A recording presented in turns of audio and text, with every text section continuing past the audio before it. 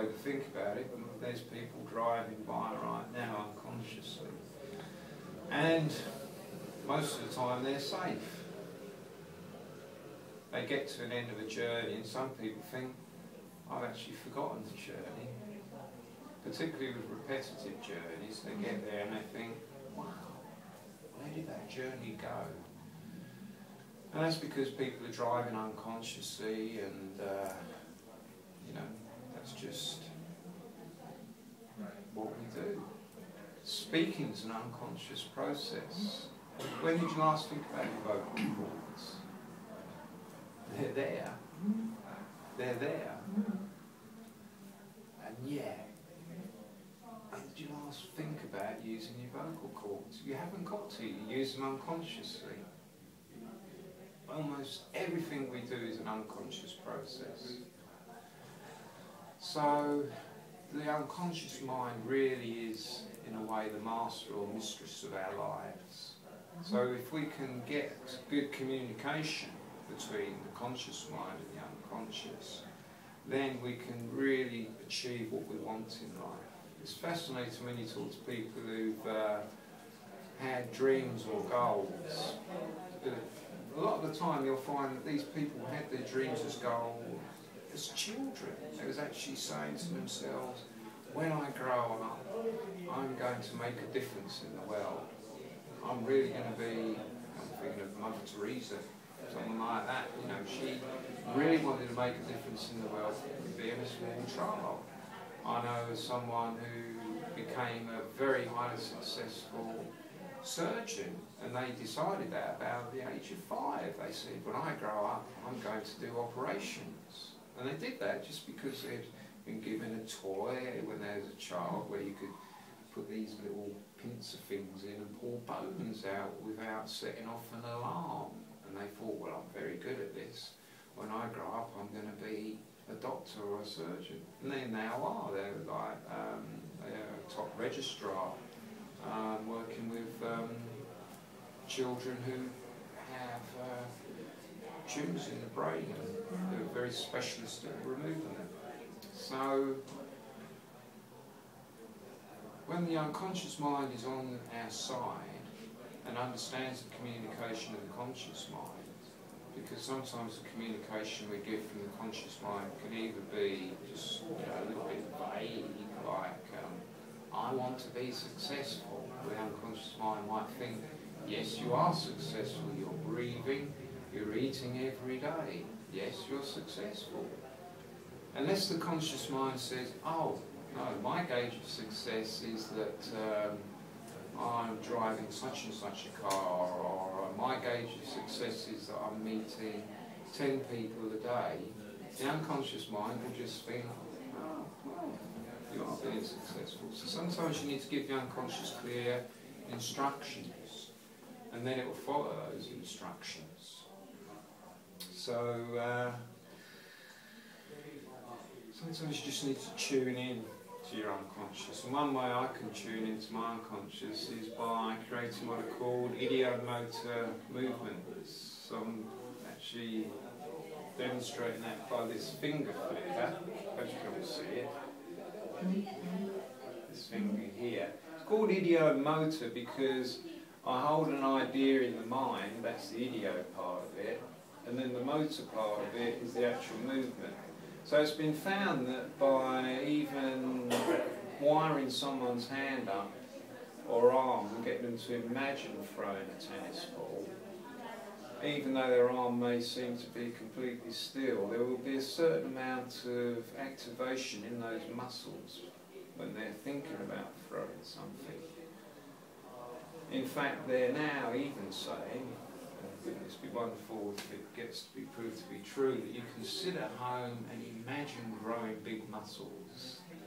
And if you imagine really moving big weights and imagine that you really are feeling those big weights, then you can actually get muscle growth. Apparently they've measured that some people have been getting muscle growth through doing this. So does that work the other way then? It must do. Yeah, exactly. Yeah. So if people want to lose weight, the unconscious mind needs to focus on something else, because in a way you're asking the unconscious mind to lose something, and the unconscious mind's one of its prime directives is to sort and store everything away. So you're in a way asking your unconscious to forget one of its highest purposes, which is to store everything for you, so that the conscious mind can get on and do its day-to-day chatter and so on. So actually in losing weight, I say to my clients, it's not about losing weight, it's actually about gaining a new attitude. It's not about losing weight, it's about gaining a new attitude. Because you want the unconscious to be focused on something new, so you just give it something new to focus on, and then it will probably give you that. You can ask the unconscious mind to speed up metabolism. I can go to the doctor, I don't have a blood pressure taken, I say, what blood pressure would you like? Well, this is nurses, to tell you the truth. And they go, pardon? And I say, what would you like? Low or high today? And I can actually get my unconscious to drop my blood pressure to low. To the point where I am, when I have done it, nurses have said, oh, do you get dizzy spells? Or do you get fainting? I go, no, why would I want that? So, the unconscious, when you really learn how to tune into it, it's your servant, it is your friend, and you can program it by speaking the correct language to produce all kinds of behaviours, and then get the feeling or sense of success that's right for you. Because, you know, some people can just gauge your success by the fact that you are breathing, you are alive.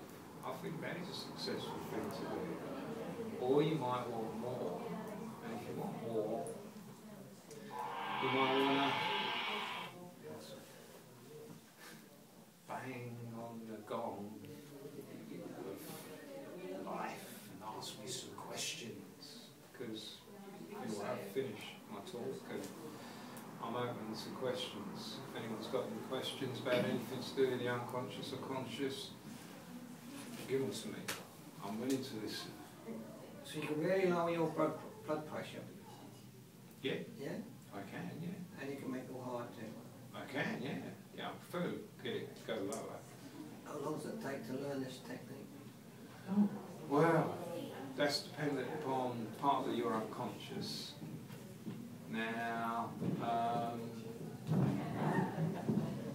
to be fair, I meditate, I do Tai Chi, I do yoga, I am physically fit, but saying that, I can make my blood pressure go up, or I can make it go down. Have you had a high blood pressure though? Only when I've asked for it. I mean, I've had high blood pressure. Right.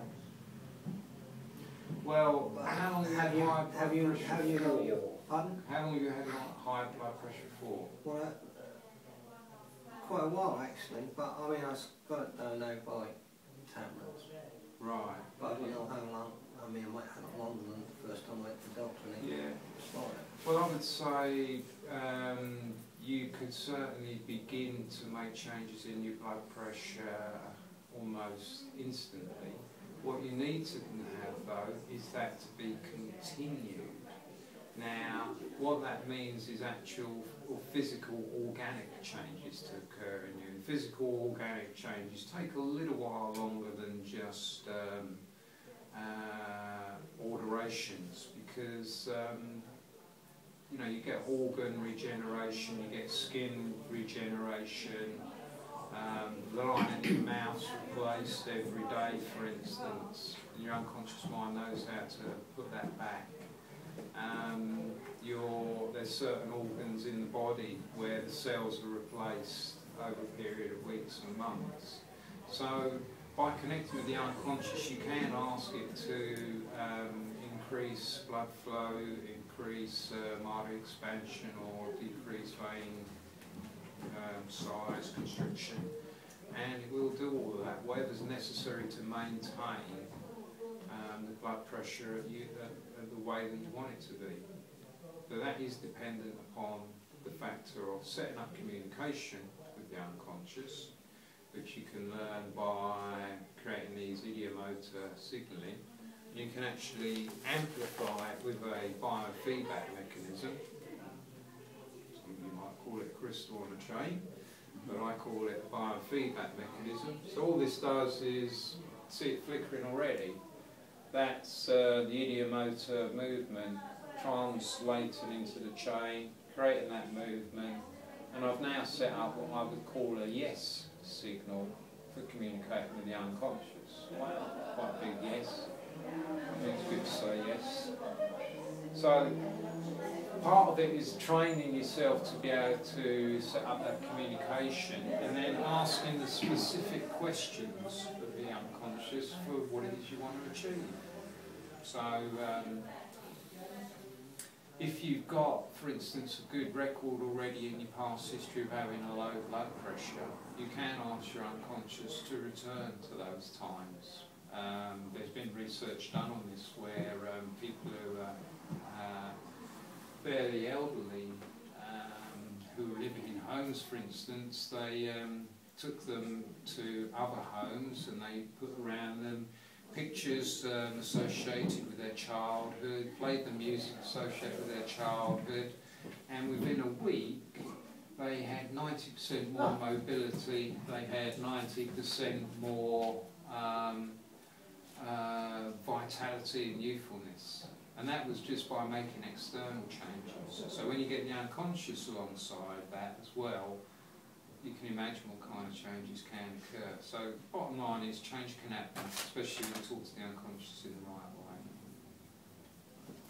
If I lose my keys, does the unconscious know where they are? Yeah, yeah. When I lose anything, I have always thought that I've got a guardian angel, and I say, where did I put that? Exactly. Tell me. Yeah. And I find. That's it, yeah. You just create I mean, how does space, that, mental space. how does that tie up with my guardian angel and subconscious mind? How does that tie up with? With my guardian angel, which I think I've got, and the subconscious mind. Well, I wouldn't like to tie any of them up. I think it'd be a bit unfair. I think they deserve as much freedom and less loosening of bonds as possible. And I would say that your guardian angel may be your unconscious mind. Possibly. You know, Well, perhaps my guardian angel lost my subconscious well, mind. sometimes they do talk about a higher self and an unconscious, and you know, maybe they're all one. It's all a metaphor, really. All our language is always a metaphor. Yeah. In talking about the unconscious, in a way, I'm afraid to say it doesn't exist. But when I talk about mind and body, there's no split between them. Neither of them exist. They're just linguistic descriptions. So I hope that answers your question. I broke my hip, fell over and broke my hip. Perfectly good hip, about 4 years ago. And I lost confidence.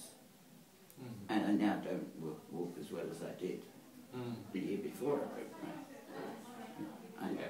But I feel that I should have got my confidence back. Although I'm 90, I mean, it's a bit late.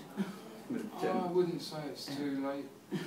I say never too late. And some confidence, when it's true confidence, is based on competence, and it's about learning new competencies to compensate for what you believe you've lost, and it's more about focusing on what you can gain. Yeah, and build on what you've got, and then you gain more. I seem to be the one with everything wrong with me. I've had a cough for 10 years, and I cannot get rid of it. My cough is destroying my vocal cords, and that's the thing I'm most interested in, I suppose, is getting rid of this blooming cough.